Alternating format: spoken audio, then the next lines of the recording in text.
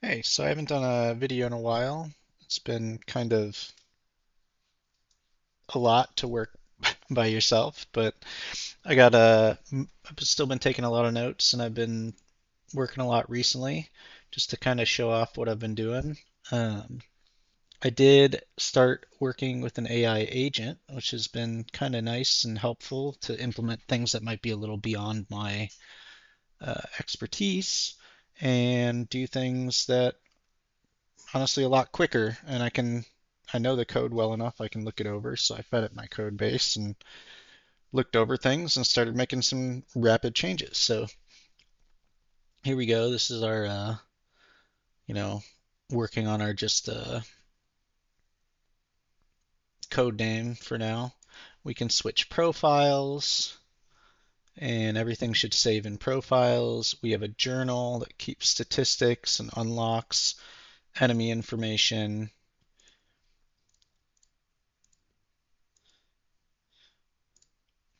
And then we have different subclasses we can play with. And here's when we get to our actual game. We got tooltips. We can right click and open our journal. We can look at our deck. Obviously, the visuals look, as my older brother said, very AI at the moment, which is true. But they're all going to change. So it's built, purpose built, so I can replace everything with handmade assets. One of the things I'm happy with that I did recently was I made debug menus and tools to do everything I might need to test so I can help or I can test things much quicker. So it's pretty nice. Can set seeds, can pretty much set everything in here, and I'm planning on making tools to help make my making cards, making enemies. I'll make tools that'll streamline all that as well, and then I can eventually make available to modding within the actual game so people can make assets very easily.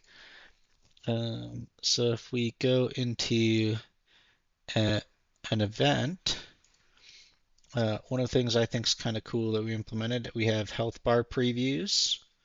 It shows both the incoming damage on our health bars, and then we preview their damage as well. So I can add status effects to enemies. Let's go ahead and add some poison. I added it to me.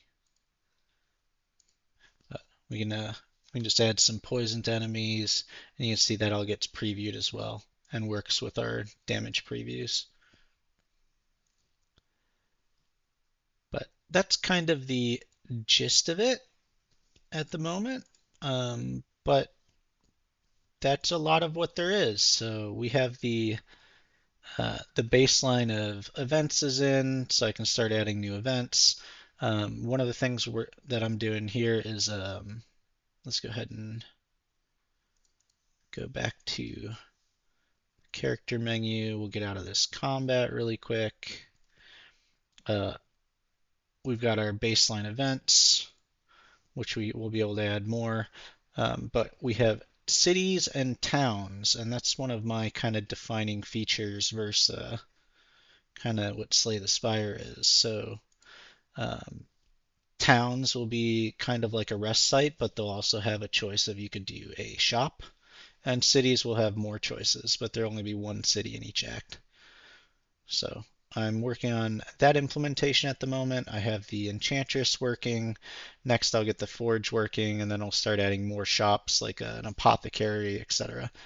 And then these will roll randomly, and or I might even have named towns. So once you discover them, they could show up in your journal, and you can better plan a run around maybe what towns you get in each area, and or city. But yeah, it's looking pretty good. Because once this entire gameplay is built out, it's as easy as after you beat the boss, re-rolling the map. Basically like this. Oh,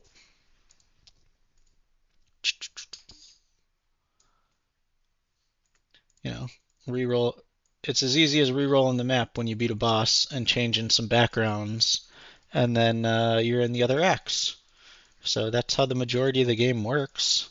So we've got most of the backbone all in the game. Um, just some fine tuning to do, and then a lot of art assets, a lot of sound assets, and a lot of animation. Oh, we also have so one of the things for consumables that we have, um, I have you have backpack slots. So there's three types of consumables. There's food, potions, and scrolls. Your backpack slot can hold any of these, but you can also have potion slots or scroll slots that hold specific consumables. And then because we want to encourage using them, so encouraging using them, um, they have an aging mechanic. So food can go bad if you say aren't eating it or using it relatively frequently. So, for instance, this aged wedge of cheese, you know, say 3 nodes. We age it when you travel. So when you, every time you travel a node, whatever you have up here will age. And so if we age this a little bit, you can see it turned yellow, so it's at the next one. Now it's well aged, so it does more for you. So this one, the second stage of the food, actually provides more bonus. Was there a third stage with that one? I don't think so. But some of them have different stages. So we'll add an apple too. So we'll age it.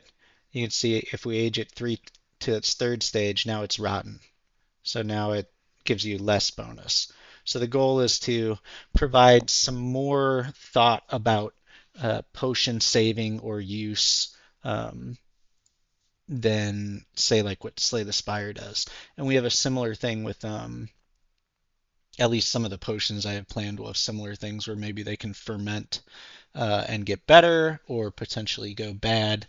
And one of the inspirations for this was in Baylor Lord's videos. Sometimes we'll see the same version of a potion he has already, and he'll be like, "Well, let's grab a fresh one." And that was kind of the inspiration for this. But that's where we're at right now. And hopefully I'll keep pushing ahead, keep things going. All right.